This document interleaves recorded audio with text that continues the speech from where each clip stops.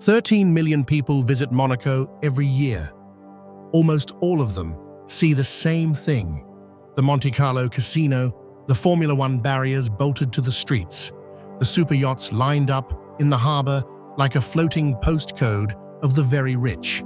And almost all of them go home having missed the real Monaco entirely. Because the Monaco built for tourists is a stage set.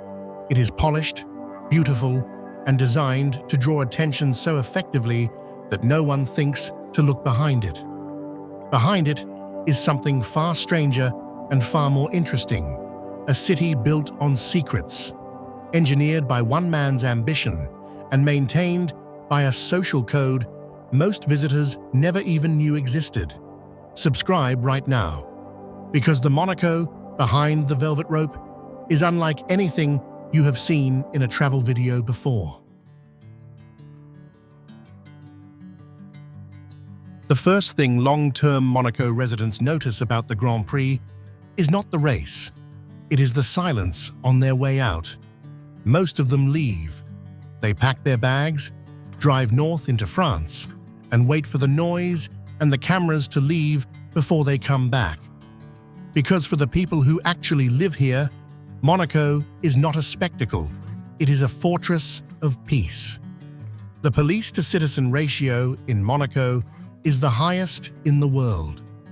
Over 1,000 CCTV cameras cover every corner of a nation, smaller than Central Park. Crime is not just illegal here, it is practically impossible. Residents describe leaving expensive watches on cafe tables, walking away, and returning to find them untouched.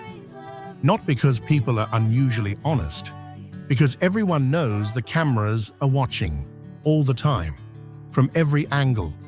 But that security comes with a price that never appears on a property listing. It is called the Monaco Social Code. Do not photograph strangers. Do not speak loudly in public spaces. Do not draw attention to yourself or to others. Exist in quiet, expensive harmony. These rules are never written down. They are understood. And if they are broken, not violently, not dramatically, just persistently, there are ways of making life here considerably less comfortable. In Monaco, reputation is not a soft concept. It is currency. What is remarkable is how completely new arrivals absorb this code. They arrive with wealth and noise and ambition. Within months, they are quieter. They dress more simply. They stop performing. Monaco does not ask for compliance loudly. It simply makes non-compliance exhausting. The city is so finely tuned to its own frequency that those who cannot match it tend to leave. Those who stay tend to become it. None of this happened naturally. In the early 1950s, Monaco was struggling. The post-war Mediterranean had not been kind to a 2-square-kilometer principality with no natural resources, no industry, and no particular reason for anyone to visit.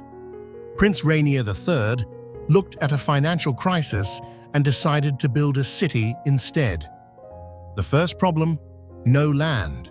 France sat to the north. The Mediterranean sat to the south and east.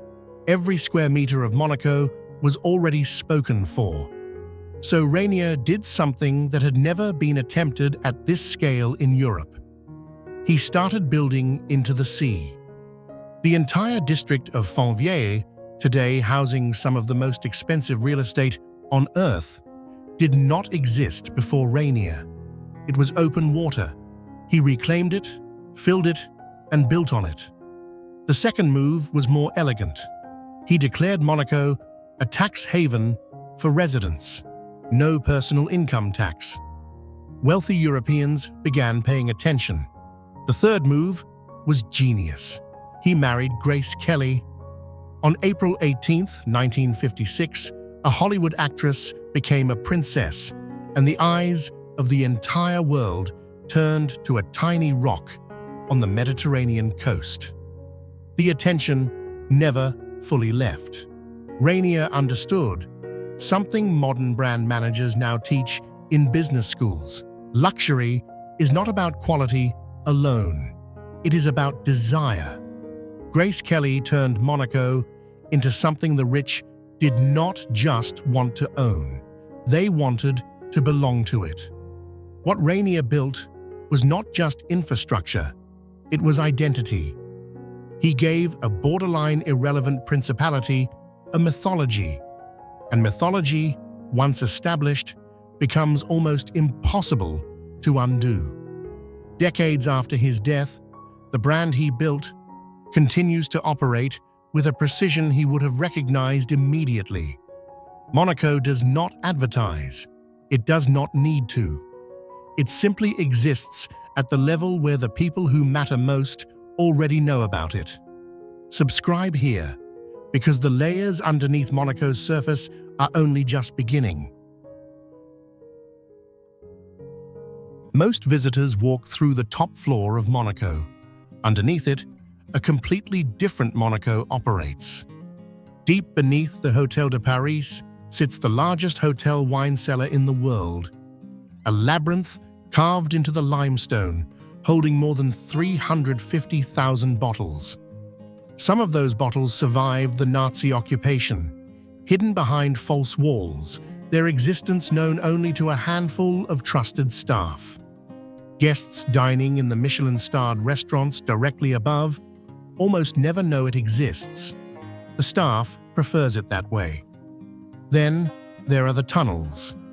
Monaco is a vertical city, a maze of cliffs, high-rises, and steep streets that are physically exhausting to navigate on foot.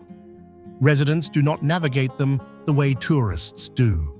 They use a network of private elevators built directly into the rock face, connecting neighborhoods without ever stepping outside. There are underground passages that locals move through in the midday heat, while visitors above are climbing in the sun. There is an entire railway station beneath the city that looks less like a commuter hub and more like a private airport terminal.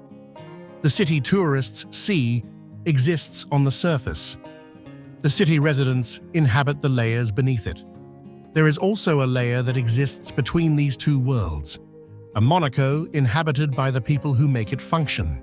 The chefs, the concierge staff, the security personnel, the yacht crew.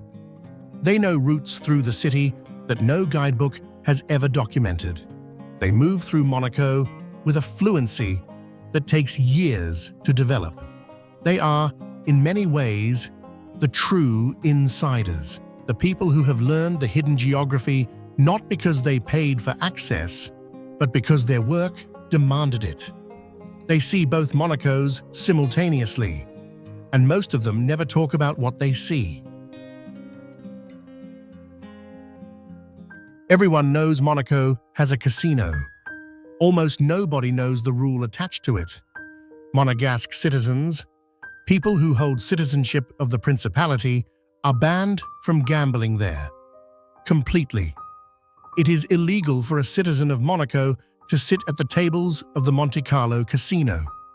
The casino was built to extract money from the world outside, not from the people who live inside. Prince Rainier established this law to ensure that the wealth of the state accumulated outward, never inward. The result is a machine that generated enormous revenue for over a century, while leaving its host population entirely untouched. The casino is not a national pastime. It is an export strategy wearing evening clothes. And Monaco does not rely solely on the casino. The state earns significant revenue through a value-added tax on goods and services, meaning that while residents pay no income tax, every purchase made in Monaco contributes to the treasury. The architecture of the tax system is as carefully engineered as the buildings. Nothing is accidental. Everything is designed. There is something philosophically unusual about this arrangement that most people walk past without registering. The casino exists as a monument to the idea that other people's appetites can be monetized without corrupting your own citizens.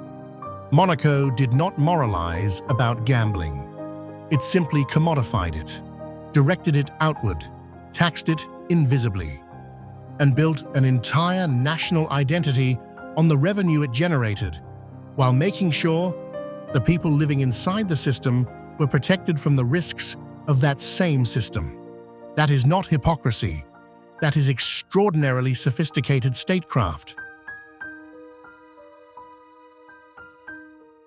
Monaco is a contradiction that works, a place built on visible wealth for the purpose of invisible living.